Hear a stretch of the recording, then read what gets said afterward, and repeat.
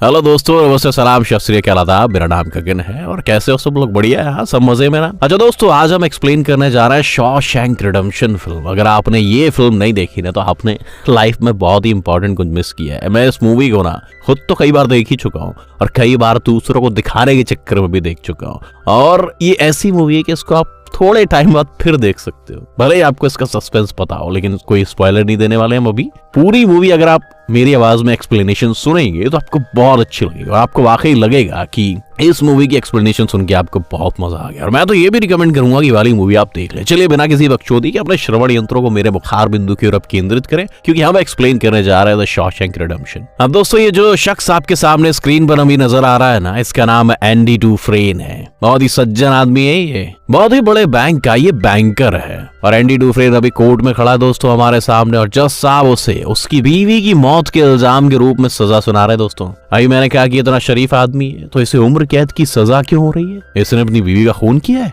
मतलब कुछ भी करके एंडी डुफ्रेन ये साबित नहीं कर पाता है कि उसने अपनी बीवी का कत्ल नहीं किया है। एक्चुअली एंडी की बीवी का एक आदमी के संग अफेयर चल रहा था। एंडी को इस बात का पता चलता है तो वो उन दोनों को मारने के लिए तो जाता है और रास्ते में वो बहुत दारू पी लेता है और अपने कट्टे में गोलियां भी भर लेता है। लेकिन आखिरी मोमेंट पे, अब चूंकि मैंने कहा ना कि वो अच्छा आदमी था, शरीफ आदमी था, बेचारा पढ़ा लिखा बैंकर था, तो वो ऐसा नहीं करता है और वापस चला जाता है। लेकिन सिचुएशन ऐसी कुछ फंस जाती है कि जिस कट्टे से उसकी बीवी की हत्या हुई थी, मैं कट्टा क्या कह रहा हूँ, जिस बंदूक से उसकी बीवी की हत्या हुई थी वो सेम वही था। मतलब इत्तेफाक से वैसा ही कट्टा एंडी डुफ्रेन के पास था, इसीलिए कोई सबूत ना होने के बिना पे उसको उम्र कैद की सजा हो जाती है। दोस्तों अब भैया यहाँ पर उसको जेल में डाल दिया जाता है। इस जेल का नाम है शॉशैंक। इस जेल से आज तक कोई कैदी नहीं भाग सका है। अब इस जेल में दोस्तों ऐसे ऐसे कैदी है ना कि आप सोच भी नहीं सकते। हालांकि वहाँ इंडिया से तो बहुत अच्छी जेल से ही है। अभी मूवी देखोगे ना तो आपको समझ में आ जाएगा, लेकिन बाउंड्रीज तो बाउंड्रीज ही होती है दोस्तों, कितनी भी अच्छी क्यों ना हो। यहाँ जेल के अंदर जितने भी लोग हैं ना, उन्होंने 40-40, 50-50 साल जेल के अंदर बिता दिए। जब ये जेल में आए थे तो बाहर की जिंदगी बिल्कुल ही डिफरेंट थी और अब बाहर की दुनिया पूरी तरह से इनके लिए बदल चुकी है। साथ ही यहाँ पर कायदे और कानून बहुत ही सख्त होते हैं दोस्तों। अगर कोई गलती करता है, जेल से भागने की कोशिश करता है, तो उसे मार मार के अधमरा कर दिया जाता है। एक कैदी ने यही जुर्रत की थी। जैसे पहले दिन उनको जेल के अंदर लाया गया तो वो बेचारा रोने लगा और जितने भी बाकी के कैदी थे उन्होंने उस पर यह दांव खेला कि कौन सा कैदी पहले रोएगा। और इसके लिए वो दोनों सिगरेट की शर्त लगाते हैं और रेड यहाँ पर एंडी पे दांव खेलता है कि मुझे लगता है कि एंडी बहुत कमजोर है और एंडी रोएगा, वो कहता है। और ये बहुत ही अमीर ज्यादा भी लग रहा है, इसीलिए मुझे लगता है कि यही रोएगा, ये जल्दी टूट जाएगा। फिर सारे कैदियों को दोस्तों अंदर लेके जाया जाता है, उन्हें एक लाइन में लगा के खड़ा कर दिया जाता है। और तभी यहाँ पर जेल का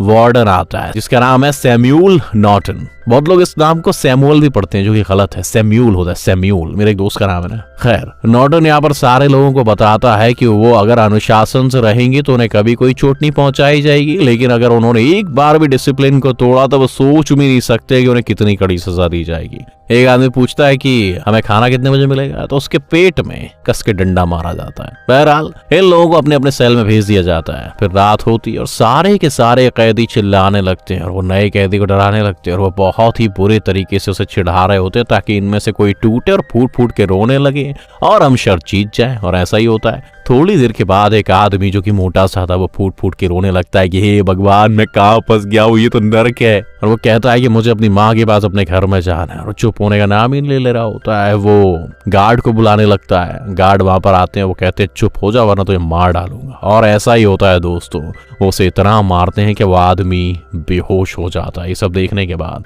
रेड समझ जाता है कि एंडी तो बहुत ही स्ट्रांग है, उसने तो एक आवाज नहीं की। और रेड जो है वो अपनी शर्त भी हार चुका था, यानी कि 4 सिगरेट के पैकेट वो हार चुका था एंडी के ऊपर। उसके बारे में उसने गलत जजमेंट किया था। अगले दिन उसे अपने एक साथी हेवुड को 4 सिगरेट के पैकेट देने पड़ते हैं। तो अभी हम एंडी को खाना खाते हुए देखते हैं दोस्त। और यहाँ पर एंडी की मुलाकात होती है ब्रुक्स हेटलिन से दोस्तों। ब्रुक्स बहुत ही दिनों से इस जेल में है, मतलब आप देख ही रहे हो, बूढ़े हो चुके हैं चचा। सन 1900 में ब्रुक्स जेल में आए थे और अभी का वक्त है 1947। ब्रुक्स जेल में बहुत ही खुश है, इसीलिए वो यहाँ पे लाइब्रेरियन का काम करता है दोस्तों। और ऐसे ही टाइम बीतता जाता है। एंडी एक दिन रेड के पास पहुंचता है। वो रेड से कहता है कि मैंने पता किया है कि तुम्हारी बहुत जुगाड़ है, बाहर से अगर कुछ भी मंगवाना हो तो तुमने मंगा सकते हो। रेड कहता है हाँ मैं मंगवा तो सकता हूँ, लेकिन तुम्हें चाहिए क्या ये डिपेंड करता है। एंडी कहता है कि मुझे एक रॉक हैमर चाहिए। रॉक हैमर मालूम है, छोटा सा हथौड़ा। इस बात को सुनते ही रेड और रेड हो जाता है। वो कहता है हथौड़ा क्यों चाहिए बेटा तुम्हें? रैंडी कहता है कि तुम्हें उससे क्या मतलब है? वो कहता है कि देखो अगर तुम कोई टूथब्रश मांगते ना तो दिक्कत नहीं होती, लेकिन हथौड़ा मांग रहे हो है ना, इसीलिए पूछना तो बनता है। और वो ऐसी चीज है जो लोगों के लिए हानिकारक हो सकती है। एंडी कहता है कि तुम टेंशन ना लो, जब तुम उस हथौड़े को देखोगे ना तो तुम अपने आप ही समझ जाओगे कि वो क्या है, और घातक वातक तो कोई नहीं है। रेड एंडी से कहता है कि कहीं तुम किसी को मारने वाले तो नहीं हो? एंडी कहता है कि मेरा यहाँ पे कोई दुश्मन नहीं है। रेड कहता है कि कोई तुम्हारा दुश्मन तो नहीं है, लेकिन बहुत जल्दी तुम्हारे यहाँ पे दुश्मन बनने वाले हैं, अभी तो तुम जेल में नए नए आए हो बेटा। वो कुछ लोगों को दिखाता है, उनकी ओर इशारा करता है, कहता है कि हम इन लोगों को सिस्टर्स कह के बुलाते हैं, उनकी बुरी नजर तुम पे। एंडी कहता है कि पर मैं तो गे हूं ही नहीं। रेड कहता है उन्हें इस बात से कोई फर्क नहीं पड़ता बेटा, ये जेल है, यहाँ कौन सी उनके लिए लौंडियों की व्यवस्था है। वो किसी को भी जोर जबरदस्ती से अपनी हवस का शिकार बना सकते हो दोस्तों, जेल में तो ये हो ही जाता है। फिर चूंकि रेड की जुगाड़ थी भैया बाहर से सामान मंगवाने की, तो वो हथौड़ा मंगवा देता है। और जब वो हथौड़ी को देखता है तो उसे बहुत हंसी आती कि हाँ यार हथौड़ी तो बहुत ही छोटी सी थी, और वो पत्थरों की कार्विंग के लिए एंडी ने उससे मंगवाई थी। ये हथौड़ा जल्दी एंडी के पास भी पहुंच जाता है, क्योंकि जो मिस्टर लाइब्रेरियन थे ब्रूक, उनका काम था सारे जितने भी कैदी हैं उनको किताबें अगर उनको टाइम पास करना हो तो पहुंचाना। तो उसी किताब के अंदर सरिये से एक हथौड़ा भी पहुंचा देते हैं एंडी के पास पे। जेल में तो ये सब चलता ही रहता है दोस्तों, ऐसे ही टाइम बीतता जाता है और एंडी को लॉन्ड्री का काम मिल जाता है। और जब एक दिन एंडी लॉन्ड्री में काम कर रहा होता है तभी सिस्टर का गिरोह उसे पकड़ लेता है। एंडी उनसे बहुत लड़ने की कोशिश करता है, लेकिन वो बहुत सारे होते हैं दोस्तों, और अंत में वो एंडी के साथ जी हाँ गलत काम कर ही देते हैं। एंडी को बहुत मारते हैं और ऐसी टाइम बीतता जाता है और वो हमेशा ही एंडी के साथ ऐसा करते रहते थे। एंडी भी ये सब झेलता रहता है और 2 साल का टाइम बीत जाता है और अब टाइम आ जाता है दोस्तों 1949। यहाँ पे सारे कैदियों के सामने एक अनाउंसमेंट किया जाता है कि देखो छत की अनाउंसमेंट होने वाली है, उसके लिए उन्हें 12 लोगों की जरूरत है। अब चूंकि रेड तो भैया जुगाड़ू आदमी है, पूरी जिंदगी उन्होंने यही काटी है, तो जितने भी लोग छत पे काम करना चाहते हैं वो सब लोग अपना नाम एक पर्ची पे लिखते हैं और पर्ची को उस डब्बे में डालते हैं। लेकिन धीरे धीरे हमें पता चलता है कि बहुत सारे लोग छत पे काम करना चाहते हैं, इसलिए बहुत ज्यादा पर्चियां हो जाती है। जेल वाले लोग ये तय करते हैं कि लॉटरी सिस्टम से सबका नाम निकाला जाएगा। रेड यहाँ पे अपना दिमाग लगाता है और वो गार्ड को क्या करता है, वो तो जुगाड़ू है ना, घूस देता है और अपने क्रू के सारे लोगों का नाम पर्ची में निकलवा देता है। लेकिन किस्मत तो यहाँ पर एंडी का भी नाम निकल आता है दोस्तों। अब सब लोग मरम्मत का काम करने लगते हैं। हाँ भैया brutal captain of the prison guard है जिसका नाम है बायरन हेडली। हेडली बहुत ही सख्त मिजाज गार्ड है दोस्तों, मतलब एक बार इसका डंडा चल गया तो फिर तो कैदी की मौत ही हो जाती है। जो भी सारे लोग यहाँ पे काम कर रहे होते हैं तो हेडली अपने दोस्तों से बात कर रहा होता है और कह रहा होता है, दोस्तों बहुत इंपॉर्टेंट सीन है, इसको जरूर सुनिएगा। वो बोल रहा था कि मेरा एक भाई है, एक नंबर का हरामी, वो तो साला मर गया लेकिन कम से कम $30,000 अपने पीछे छोड़ गया। अब चूंकि उसका दुनिया में सिर्फ मैं ही हूँ तो वो सारे $30,000 मेरे पास आ गए, लेकिन अगर मैं वो $30,000 ले लूंगा तो वो सरकार छीन लेगी मुझसे टैक्स के नाम पे। परेशान हूं मैं। इन सारी बातों को एंडी सुन लेता है और वो हेडली के पास बेझिझक चला जाता है और कहता है कि क्या तुम अपनी पत्नी पर विश्वास करते हो कि वो तुम्हारा साथ देगी, तुम्हें धोखा तो नहीं देगी? इस बात को सुनते ही हेडली बौखला जाता है। वो कहता है, आ बेटा अभी तू नीचे जाने वाला है। तभी एंडी कहता है कि अगर तुम्हें विश्वास है कि तुम्हारी पत्नी तुम्हारा साथ जिंदगी भर देगी तो तुम अपने सारे पैसे अपनी पत्नी के नाम पे करवा सकते हो जो तुम्हारे भाई से तुम्हें मिलने वाले हैं, उस पर तुम्हें $1 भी टैक्स नहीं देना पड़ेगा। हेडली कहता क्या बकवास कर रहा है बे? एंडी कहता है देखो सरकार की योजना है कि कोई भी इंसान अपनी पत्नी को पूरी जिंदगी में कभी $60,000 का एक गिफ्ट दे सकता है बिना किसी टैक्स के। एंडी ये भी कहता है कि मैं तुम्हारा ये सारा काम कर दूंगा फ्री में, अगर बाहर जाके तुम कोई वकील करोगे तो तुम्हें उसके बहुत सारे पैसे खर्च करने पड़ेंगे। हेडली कहता है कि बदले में तेरे को क्या चाहिए?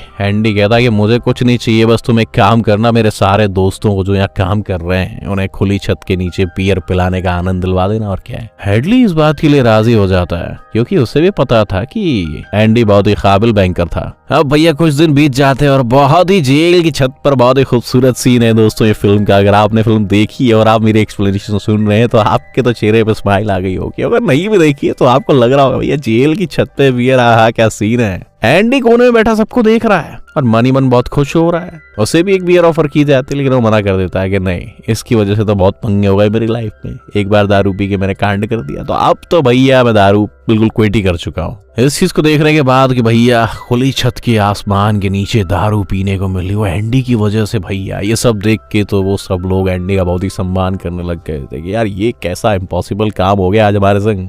ऐसी टाइम बीतता जाता है, वो लोग सोचते हैं एंडी ने क्यों किया, एंडी ने बस ये ऐसे ही किया मजे मजे के लिए। फिर टाइम बीतता जाता है, एंडी और रेड अच्छे दोस्त बनते जाते हैं, दोनों ही काफी मैच्योर थे। रेड एक दिन एंडी से पूछता है कि तुमने अपनी पत्नी की हत्या क्यों की बे, इतने अच्छे आदमी हो तुम। एंडी कहता है कि मैंने अपनी पत्नी को नहीं मारा है। इतना कहने के बाद वो रेड से भी पूछता है कि तुम यहाँ पे किस चीज की सजा में आए हो। रेड कहता है कि हमने तो भैया खून किया था, तुम्हारी तरह अपना अपराध स्वीकार करने से घबरा नहीं रहे हम। इतना कहने के बाद वो हंसने लगता है और कहता है कि इस जेल में जितने भी लोग बंद हैं वो सब बेगुनाह है। बाद में फिर अगला सीन दोस्तों दिखाया जाता है, सब लोग फिल्म देख रहे हैं। अब वो जमाना दोस्तों रीटा हेवर्ड्स का था। तभी वहां पे पीछे एंडी आता है और रेड से आकर के कहता है कि उसे ये फिल्म में जो हीरोइन है ना रीटा हेवर्ड, इसका एक पोस्टर अपने रूम में चाहिए, तुम जुगाड़ू वो ला के दे दो ना। इतना कहने के बाद एंडी जैसे इस कमरे से बाहर निकलता है, सिस्टर्स का ग्रुप उसे फिर से धर लेता है। अब उसके साथ फिर से गलत काम करने की कोशिश करता है, लेकिन एंडी इस बार उनसे लड़ने की कोशिश करता है और उन्हें धमकी भी देता है। और सारे लोग कहते हैं कि आज वो उसका काम ही तमाम कर देंगे। एंडी कहता है कि अगर आज तुमने कोई भी ऐसा कांड करने की कोशिश की तो मैं तुम लोगों को आज खत्म कर दूंगा। इस बात को सुनते ही वो एक चाकू निकालता और कहता है कि अगर तूने मेरा कहा नहीं माना तो तेरे कान में इस नुकीले चाकू को डाल दूंगा। एंडी कहता है कि अगर तुम लोगों ने मेरे कान में किसी चीज को डाला तो आज मैं तेरी वाट लगा दूंगा, तो सोच भी नहीं सकता। इस बात को सुनते ही वो लोग बहुत ज्यादा गुस्सा हो जाते हैं और वो एंडी को बहुत पीटते हैं, लेकिन आज वो उसके साथ कुछ कर नहीं पाते। लेकिन एंडी यहाँ पर इतना ज्यादा जख्मी हो जाता है कि 1 महीने तक हॉस्पिटलाइज रहता है दोस्तों।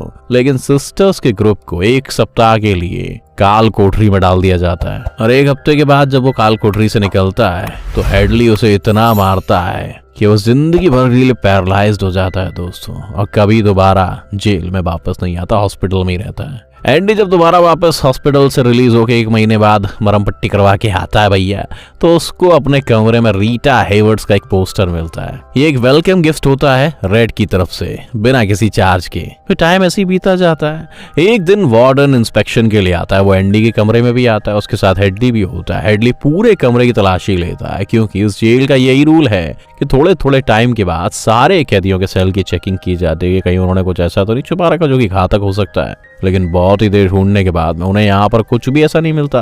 तभी वार्डन की नजर रीटा हेवर्ड के पोस्टर पर पड़ती है। वो कहता है कि हाँ चलो कभी कभी तो ऐसी चीजें नजरअंदाज कर दी जाती है, लेकिन मैं इसको सपोर्ट नहीं करता हूँ।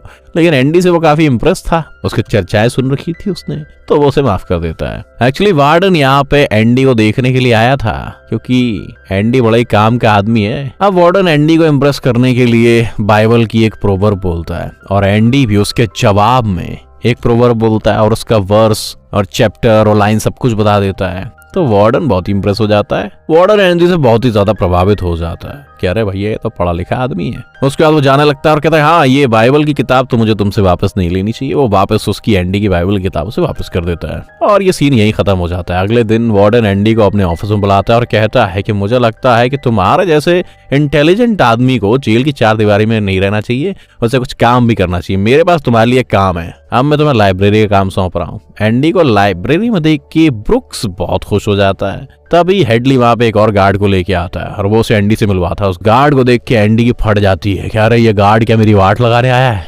लेकिन वो गार्ड तो उसके पास एक परेशानी लेके आया होता है। एंडी उसकी परेशानी को बहुत ज्यादा खत्म कर देता है। उसे एक्चुअली टैक्स भरना था गार्ड को, एंडी उसका टैक्स भर देता है। अब एंडी के भैया चर्चे पूरे जेल में हो जाते हैं। देखते ही देखते एंडी के पास लोगों की लाइन लग जाती है और फिर जेल में जब गार्ड्स का बेसबॉल मैच था तो उसके भी जितने भी टैक्सेशन थे, सब कुछ फाइल था, रिकॉर्ड था, वो सब लोग उसी के पास टैक्स फाइल करवाने आने लग गए थे। मतलब एंडी तो बिल्कुल चलता फिरता सीए हो गया था। एंडी का इतना काम था कि उसको एक असिस्टेंट रखना पड़ता है और वो असिस्टेंट का काम रेड करने लगता है। इसी बीच में एंडी देखता है कि लाइब्रेरी की हालत बहुत ही ज्यादा खराब है। इसीलिए यहाँ पे कोई आता नहीं है, कोई पढ़ता नहीं, और अच्छी अच्छी किताबें यहाँ पर हैं जिनका कोई मूल्य नहीं है अगर कोई उन्हें पढ़ेगा नहीं तो वो क्या करता है, वार्डन के पास जाता है और कहता है कि हमें और फंड्स की जरूरत है लाइब्रेरी के लिए। वार्डन कहता है कि सरकार ने तो बहुत सारे पैसे देने बंद कर दिए हैं और जेल में तो सिर्फ 2 ही चीजों पे खर्च होता है, जेल की सिक्योरिटी और मजबूत ताले, बस। एंडी कहता कोई दिक्कत नहीं, मैं सरकार को एक लेटर लिखूंगा, हर हफ्ते एक लेटर। वार्डन कहता ठीक है तुम कोशिश कर लो, कोशिश करने में क्या है, लेकिन मुझे पता है कि घंटा इससे कोई फर्क नहीं पड़ेगा। ऐसी टाइम बीता जाता है और एंडी हमेशा से ही सरकार को लेटर लिखता रहता है।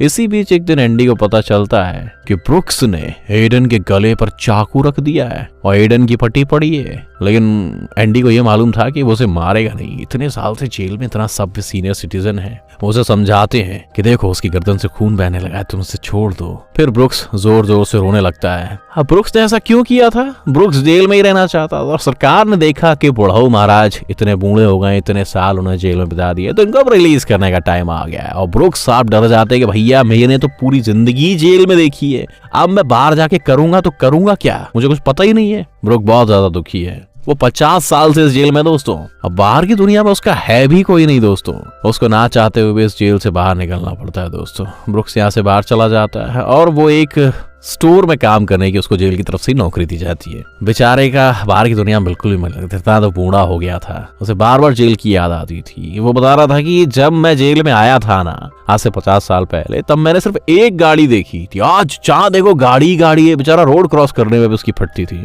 वो जेल में वापस आने के बार बार तरीके ढूंढता था, इसीलिए वो कभी कभी सोचता था कि वो क्राइम करे और जेल में उसे वापस डाल दिया जाए। वो कहता था मैं स्टोर मैनेजर को खून करना चाहता हूँ, मुझसे बहुत काम कराता है। लेकिन बेचारे की जिंदगी बहुत ही नीरस हो गई थी। उठो स्टोर पे पूरे दिन काम करो और वापस आके सो जाओ। इसीलिए वो एक दिन क्या करता है, एक दिन कोट पैंट पहनता है और बढ़िया लकड़ी के पट्टे के ऊपर लिखता है कि यहाँ पर हम थे, ब्रुक्स वॉज हियर, और वहीं पर आत्महत्या कर लेता। और वो करता भी तो करता क्या, मरने से पहले उसने जेल में अपने दोस्तों के नाम पर एक चिट्ठी लिखी होती है। रेड इसे पढ़ रहा होता है, सारे लोग बहुत ही इमोशनल हो जाते हैं। रेड कहता है कि उन्हें यही मर जाना चाहिए था। अब ये सीन यही खत्म हो जाता है दोस्तों। अब एक दिन हेडली एंडी को बुलाता है, कहता है कि सरकार को तुमने इतने लेटर भेजे कि उनके पिछवाड़े में आग लग गई, जलजला हो गया, और उन्होंने तुम्हारे लेटर का जवाब दिया। उन्होंने बहुत सारी किताबें तुम्हारे लिए भेजी है, $200 का चेक भेजा है और उसके साथ में और भी बहुत सारी चीजें भेजी हैं, कैसेट्स वगैरह, जिससे तुम्हारी लाइब्रेरी पूरी लबालब हो जाएगी। सरकार ने खत में यह भी लिखा है कि अब दोबारा खत मत लिखियो भैया।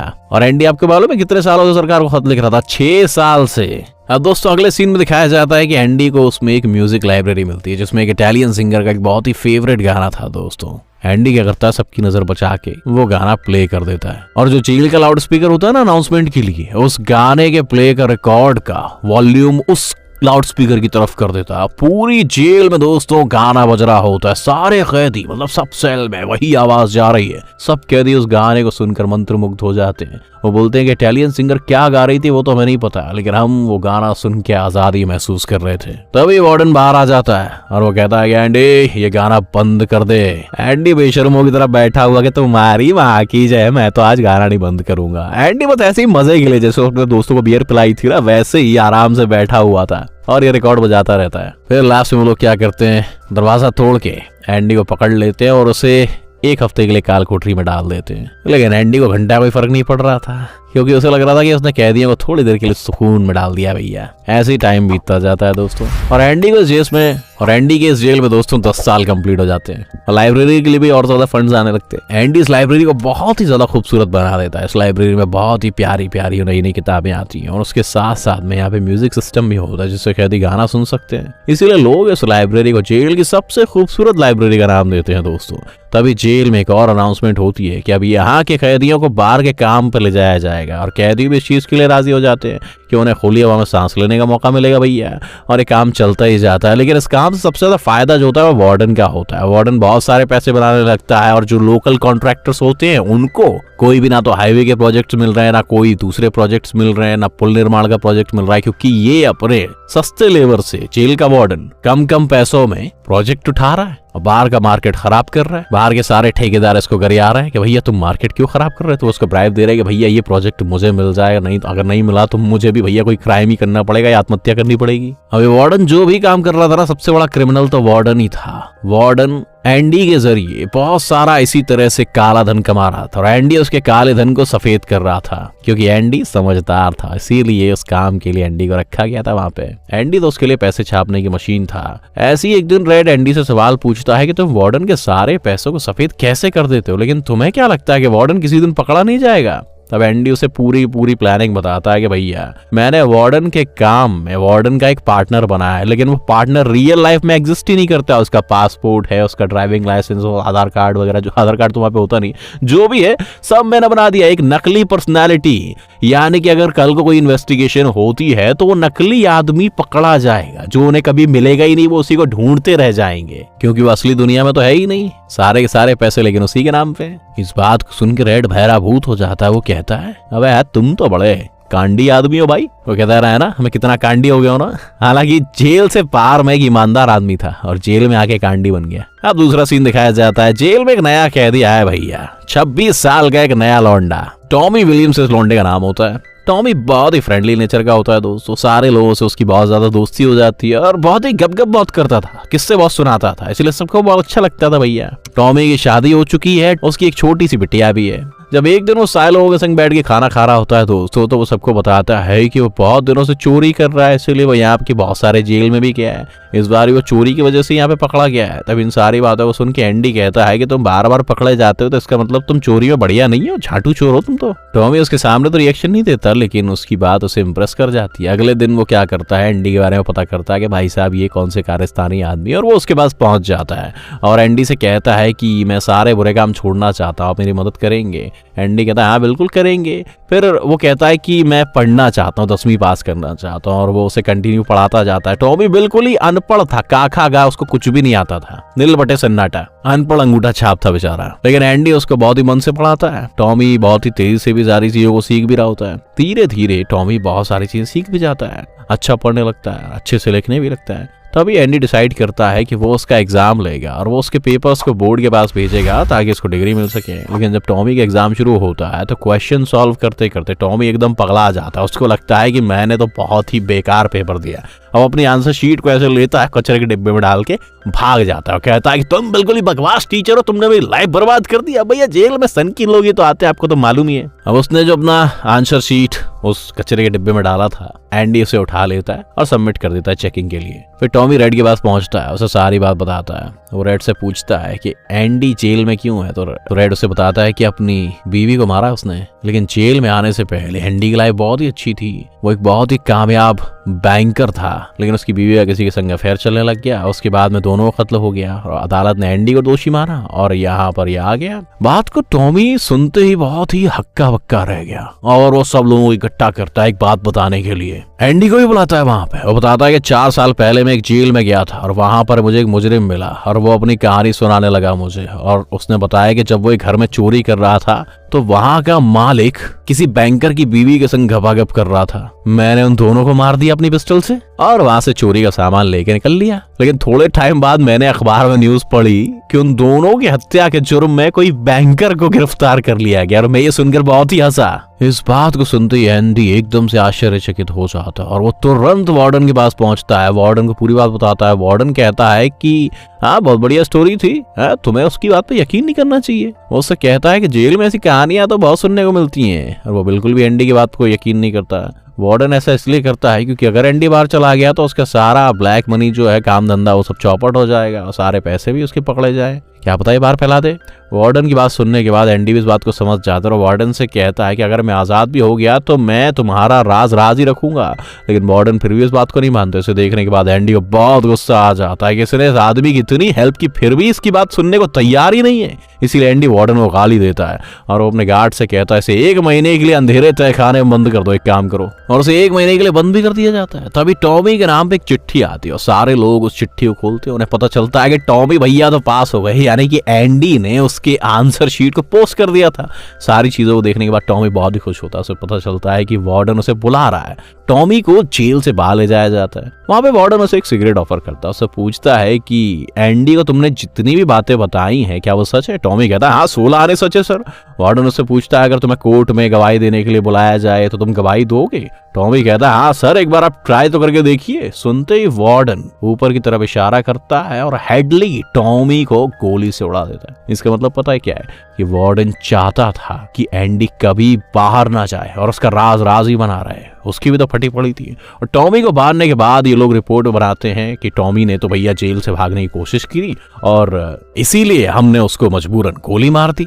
इन सारी बातों को सुनने के बाद एंडी समझ जाता है कि उसे क्यों मारा गया। उसी बात पता चल चुका था कि वार्डन कितना हरामी आदमी, इसलिए वार्डन को कहता है कि अब मैं तुम्हारा काम घंटा नहीं करूंगा, जाओ तुम्हें अपना बिजनेस जिससे करवाना उससे करवाना। वार्डन कहता है कि मेरा काम तो तू ही करेगा बेटा, वरना तेरी जिंदगी तो मैं जेल में जहन्नुम बना दूंगा। इतना कहने के बाद वार्डन वहां से जाने लगता है। अपने आदमियों से कहता है कि इसे काल कोठरी में साले को 1 महीने के लिए रखो, सोचने का और टाइम मिलेगा, अपने आप फटेगी, अपने आप मेरा काम करने में लग जाएगा। काल कोठरी आपको मालूम है दोस्तों, एक दिन भी इसमें ऐसा लगता है कि 1 महीना हो गया है। एंडी को अब दूसरा महीना भी यहीं पे गुजारना पड़ता है, 2 महीने के लिए रख देता दोस्तों। ऐसे टाइम बीतता जाता है और पूरे जेल में खबर फैल जाती है कि एंडी उस गुनाह की सजा काट रहा है जो उसने कभी किया ही नहीं। अब भैया एंडी को काल कोठरी से निकाल दिया जाता है। 2 महीने बाद रेड के पास बैठा होता है और वो उससे कहता है कि अगर मैं कभी यहाँ से आजाद हो गया ना तो मैक्सिको जाऊंगा। और हाँ, मैंने यहाँ पे 20 साल बिता लिए और मुझे ऐसा महसूस होता है कि 20 साल की सजा जो मैं काट चुका हूँ ना, मैं अपनी बीवी से प्यार तो बहुत करता था लेकिन उसे कभी टाइम नहीं दे पाया, हमेशा अपने कामों में उलझा रहता, इसलिए उसने दूसरे आदमी से अफेयर चला लिया। तो 20 साल जो मैंने काटे हैं ना, वो मैं इस सजा के तौर पे काट लेता हूँ कि वो मेरी बीवी ने मुझे दी सजा। लेकिन जब भी मैं यहाँ से बाहर जाऊंगा ना तो मैं मैक्सिको में एक जगह है जियोतानेजो, वहां पे जाऊंगा भैया, क्योंकि जियोतानेजो एक ऐसी जगह है जहां पर जाके आदमी खो जाता है। वहां पर पुरानी नाव खरीद लूंगा, उनकी मरम्मत करके उन्हें नया बना दूंगा, एक छोटा सा होटल खोल लूंगा, वही बीच हाउस में रहूंगा और नाव में टूरिस्ट को घुमाऊंगा, कभी मछली पकड़ा करूंगा। एक जुगारी आदमी की जरूरत पड़ेगी जो मेरे लिए बाहर से सामान ले आया करे। तुम बहुत बढ़िया आदमी हो। उसका इशारा एंडी पे ही होता है। उससे कहता है तुम्हें क्या लगता है कि तुम कभी आजाद हो पाओगे? रेड उससे कहता है कि अगर मैं आजाद हो भी गया तो भी मैं यहीं पे रहूंगा, क्योंकि मैं इतना बुरा हो चुका हूँ कि मेरी जो आंखें हैं ना, बाहर का नजारा कभी देख ही नहीं पाएंगी, क्योंकि मैंने पूरी जिंदगी में इस 4 दीवारी के अंदर के बाहर का कुछ देखा ही नहीं। अब मैं भूल चुका हूँ कि 4 दीवारी के बाहर की जिंदगी कैसी होती है। और रेड उससे कहता है कि भैया देखो, इतना ज्यादा ख्वाब मत पालो, ख्वाब पालने से ना अरमान टूट जाते हैं। मैक्सिको के बारे में सोचना बंद कर दो, सपना है। कोई भी चीज हकीकत है तो जेल है। रेड ये भी कहता है कि उम्मीद बहुत बुरी चीज होती है। एंडी यहाँ से जाने लगता है और वो जाते जाते रेड से कहता है तुम मेरा एक काम करोगे? रेड कहता है हाँ बिल्कुल करूंगा, बताओ। रेड उसको एक पता बताता है और उससे कहता है कि यहाँ पे जाना है, यहाँ पे खूबसूरत सा पेड़ है, उसके नीचे एक दीवार है, उस दीवार के नीचे मैंने अपनी पत्नी को शादी के लिए प्रपोज किया था और उसने हाँ कह दिया था और हम लोगों ने वहीं पे एक साथ हसीन पल बिताए थे। उसकी जो दीवार है ना, उसके नीचे तुम्हें एक काले पत्थर के नीचे एक बॉक्स मिलेगा। जब मैं चाहता हूँ कि तुम यहाँ से अगर कभी रिहा हो जाओ तो तुम एक काम करना, उसमें जाके पत्थर के नीचे देखना कि क्या है उस बॉक्स के अंदर, ठीक है ना? और ये कह के एंडी वहां से निकल लेता है। अब फिर सारे लोग दोस्तों खाना खा रहे होते हैं तो सारे के सारे एंडी के बारे में बातें कर रहे होते हैं और कहते हैं कि आजकल बहुत ही बदला बदला सा रहता है, किसी से बात नहीं करता, हमेशा परेशान नजर आता है। तभी यूट कहता है कि आज उसने मुझसे एक रस्सी भी मांगी थी। और सुनने के बाद रेड के होश उड़ जाते हैं कि कहीं एंडी यार इतना बुज़दिल तो नहीं मालूम पड़ता, क्या सुसाइड करने के बारे में सोच रहा? कल भी मुझसे चुतियापे की बातें कर रहा था। तभी हमें एंडी दिखाया जाता है जो कि वार्डन के पास काम कर रहा है। काम करने के बाद वो वार्डन की जितनी भी फाइल्स वगैरह है उन सबको तिजोरी में रखता है और वहां से निकल लेता है। फिर वार्डन उसे अपने जूते देता है, कहता है कि बढ़िया इसको चमका के लेके आइयो कल, जैसा कि रोज ही हो रहा है। कह के वार्डन वहां से चला जाता है। रात होती है, सारे लोग सोने लगते हैं, लेकिन आज रेड को नींद नहीं आ रही थी क्योंकि उसको लगता है कि आज एंडी ने रस्सी मांगी है, वो फांसी पर लटकेगा। फिर रात बीतती जाती है दोस्तों, सुबह होती जाती। सुबह होते हुए सारे लोगों के दरवाजे खुलते जाते, सारे लोग बाहर भी आने लगते हैं, लेकिन रेड की नजर होती है एंडी की सेल पे। एंडी बाहर नहीं आता। ऐसा पहली बार हो रहा था 220 साल में। इस चीज को देख के सब लोग बहुत ज्यादा परेशान होने लगते हैं। वहां का एक गार्ड बहुत ही गुस्से में जाता है एंडी के सेल की तरफ और कहता है कि साले बाहर निकल। यहाँ आते ही गार्ड के होश फाख्ता हो जाते हैं क्योंकि सेल तो बिल्कुल खाली है। तभी दोस्तों वहां पे हड़कंप मच जाता है। तभी हम वार्डन को देखते हैं जो कि अपने कमरे में आता है, जूते का डब्बा खोलता है। जूते के डब्बे में बिल्कुल पुराने जूते रखे हैं जो कि एंडी के हैं और उसके जूते गायब हैं। तभी उसे पता चलता है कि एंडी जेल से गायब हो चुका है और वो एंडी के सेल में पहुंचता है और देखता है कि यहाँ पे एंडी सच में नहीं है। फिर वो कहता है कि आसमान निकल गया, जमीन खा गई, मुझे आधे घंटे के अंदर एंडी यहाँ पे चाहिए। रेड को पकड़ के लाओ क्योंकि वही साला एंडी से चिपका रहता है। रेड के आते ही वार्डन से पूछता है कहाँ है एंडी। रेड कहता है मुझे क्या पता। वार्डन गुस्सा हो जाता है और कहता है कि कहाँ गया एंडी। और वो गुस्से में सब पे जो एंडी जो पत्थर के वो बनाता था ना पीसेस, वो फेंक फेंक के सब पे मारने लगता है। साले मैं तुझे मार डालूंगा, तुझे मार डालूंगा। वो गया कहाँ और एक पत्थर उस पोस्टर पे मारता है और जैसे ही वो पत्थर उस पोस्टर पे मारते हैं पोस्टर में एक छेद हो जाता है और पत्थर के किसी टनल में घुसने जैसी आवाज आती है और ये लोग उस पोस्टर को फाड़ के देखते हैं। इस चीज को देखते ये सारे लोग आश्चर्यचकित हो जाते हैं। जब इन पोस्टर को फाड़ते हैं तो पता चलता है कि भैया इस पोस्टर के अंदर बहुत बड़ी सुरंग बनी हुई है। इसे देखने के बाद सारे लोग हक्का बक्का रह जाते हैं। जल्दी वार्डन एक बार टीम भेजता है कि एंडी को ढूंढ सके। ढूंढने के बाद भी भैया एंडी तो हमें बिल्कुल नहीं मिलता। उन्हें सिर्फ एंडी के कपड़े मिलते हैं और छोटी सी वही हथौड़ी जो एंडी को रेड ने बाहर से ला कर दी थी। ये वही हथौड़ा दोस्तों जिससे एंडी ने पिछले 20 साल से सुरंग बनाई। रेड सोच रहा था कि भैया इससे तो 400 साल लग जाएंगे सुरंग खोदने में। फिर हमें यहाँ पे एंडी का पूरा प्लान दिखाया जाता है दोस्तों। जिस रात एंडी यहाँ से भागा था ना उस रात उसने वार्डन की वो डायरी चुरा ली थी जिसमें उसके सारे पैसों का हिसाब रखा हुआ था। उसने उस डायरी को अपनी बाइबल की जगह पर रिप्लेस कर दिया था और वार्डन को लगा कि रोज की तरह उसने सारी चीजों को तिजोरी में रख दिया है। लेकिन वार्डन के जाने के बाद एंडी ने वार्डन के कपड़े पहने और उसके ऊपर से अपने कपड़े पहन लिए और उसने वार्डन के जूते लिए और अपने सेल में पहुंच गया। जैसे ही रात हुई वहां से निकलने लगा और भागने से पहले उसने वार्डन के कपड़े और जूतों को एक पॉलिथीन में संभाल के रखा ताकि वो गंदे ना हो। फिर उस पॉलिथीन को अपने पैर में बांध लिया एक रस्सी की तरह और रस्सी जो यूड कह रहा था ना मैंने उसे एक रस्सी दी है उससे बांध लिया और वो पहले से ही सुरंग जो उसने खोद रखी थी उससे निकला और गटर की पाइप तोड़ी और पाइप तोड़ने की आवाज लोगों को इसलिए नहीं सुनाई पड़ी क्योंकि एंडी उसी दिन का इंतजार कर रहा था जिस दिन बारिश होगी आसमान में बिजली चमकेगी, उसी दिन वो निकलेगा। फिर जैसे ही बिजली की कड़कने की आवाज हुई उसी सेम फ्रिक्वेंसी पे उसने गटर की पाइप तोड़ी। और गटर की पाइप उसने क्यों तोड़ी? क्योंकि गटर की पाइप तोड़ने से पानी जहां भी बह के अपने आप जाएगा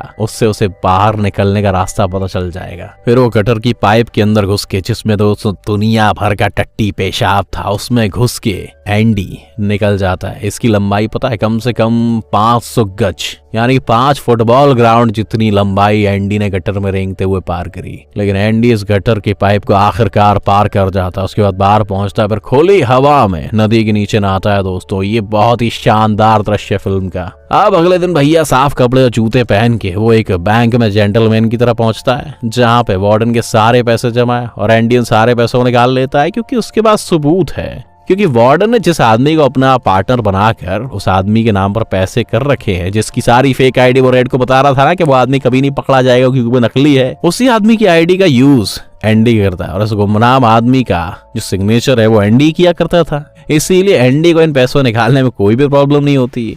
और आज एंडी निकालता है $3,70,000 यानी कि वार्डन के सारे पैसे।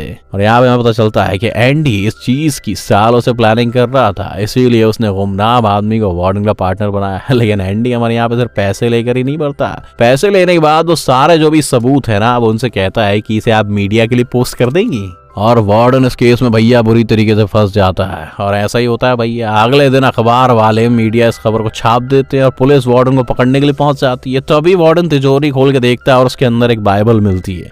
बाइबल देखते ही वो समझ जाता है कि आखिर एंडी ने तो उसकी वाट लगा दी है। उस पर लिखा होता है डियर वार्डन तुम सही थे, सेल्वेशन लाइज विद इन, यानी कि मोक्ष हमारे अंदर ही है। और दोस्तों बाइबल को और खोल के देखता है तो हथौड़ी के आकार का कटा हुआ साइज उसमें मिलता है। यानी एंडी हथौड़े को हमेशा इस बाइबल में छुपाता था दोस्तों। तभी वार्डन देखता है यहाँ पे पुलिस वाले पहुंच चुके हैं और उसे गिरफ्तार करने के लिए। इससे वो बौखला जाता है और अपने आप को खुद ही गोली मार लेता है। ऐसे ही टाइम बीतता जाता है और थोड़े टाइम के बाद रेड का फिर से पेरोल इंटरव्यू होता है। उससे फिर से पूछा जाता है क्या तुम्हें लगता है कि हमें तुम्हें क्यों रिलीज करना चाहिए। आज रेड अपने दिल से जवाब देता है भैया और कहता है कि मैं नहीं जानता कि तुम्हें मुझे क्यों आजाद करना चाहिए, क्योंकि मुझे आजादी का मतलब ही नहीं पता। मैं तो भैया भूल चुका हूँ यहाँ से बाहर की दुनिया कैसी है। बातें सुनने के बाद जो भी साइको एनालिस्ट होते हैं वो कमेटी होती है, वो उस पेरोल को एक्सेप्ट कर लेते हैं और उसे रिलीज कर देते हैं। रेड बाहर जाके एक नौकरी करने लग जाता है। बाहर की दुनिया में उसका दम घुटने लगता है। वही बार बार सोचता है कि कोई क्राइम करे और जेल में वापस चला जाए। रेड खुदकुशी करने के लिए भी सोचता है। तभी उसे याद आता है कि एंडी ने उसे एक एड्रेस बताया था और वहां जाने के लिए उसने एंडी ने कहा था। अब रेड यहाँ से निकल पड़ता है उस जगह पे पहुंचता है और उसे वो पत्थर भी मिल जाता है। वो जैसे ही पत्थर हटाता है उसे अंदर एक डब्बा मिलता है। उस डब्बे के अंदर 2 लिफाफे होते हैं। एक लिफाफे के अंदर $50 होते हैं और दूसरे में एक लेटर होता है। लेटर में लिखा होता है, डियर रेड, अगर तुम इसे पढ़ रहे हो तो तुम्हें ये मिल गया है समझो। अब इतनी दूर तुम आ ही गए हो तो एक काम करो, जिस जगह के बारे में मैंने तुम्हें नाम बताया था ना, गैस करके बताओ। जिहुआतानेजो, जो कि मैक्सिको में, वहां पर आ जाओ चुपचाप। इस चिट्ठी को पढ़ते रेड मैक्सिको के लिए निकलने लगता है। भैया वो सीट पे बैठा तो था लेकिन उसका पिछवाड़ा सीट को लग नहीं रहा था, वो इतना ज्यादा एक्साइटेड था। जाते हुए रेड कहता है कि वो अपनी जिंदगी का दूसरा गुनाह कर रहा है। पहला गुनाह उसने खून किया था, दूसरा गुनाह ये कर रहा है कि पैरोल के नियमों को तोड़ रहा है और वो एक बॉर्डर पार कर रहा है। अब शहर के बाहर जा रहा है। थोड़े ही टाइम में रेड पहुंच जाता है एंडी के उस बीच के पास। एंडी एक बोट की मरम्मत कर रहा है जो सपना उसे रेड को बताया था, और वो देखता है कि एंडी बीच के किनारे। एंडी जैसी रेड को देखता है बहुत ही ज्यादा खुश होता है और रेड से कहता है कि उम्मीद बिल्कुल भी बुरी चीज नहीं होती है दोस्तों। और ये फिल्म यहीं पे खत्म हो जाती है। दोस्तों मैंने कहा था ना आपको ये फिल्म से प्यार हो जाएगा। मैं तो कहूंगा एक बार इस फिल्म को देखना भी जरूर। लेकिन दोस्तों इस मूवी का दुर्भाग्य पता है क्या है कि जब ये मूवी रिलीज हुई थी ना तब फ्लॉप हो गई थी। और वक्त बीतने के साथ साथ लोगों ने इसे इतना ज्यादा पसंद किया कि उन्हें बहुत अफसोस हुआ। अगर ये मूवी दोबारा रिलीज हो गई ना तो ब्लॉकबस्टर हो जाएगी। IMDb पे इसकी रेटिंग जाने कितने सालों से 9.8 है। बहुत ही खूबसूरत फिल्म है। अगर मेरी आवाज में आपको एक्सप्लेनेशन पसंद आई हो तो हमारे चैनल को जरूर सब्सक्राइब कर दें और वीडियो पसंद आया तो इसे लाइक कर दें। Thanks for watching.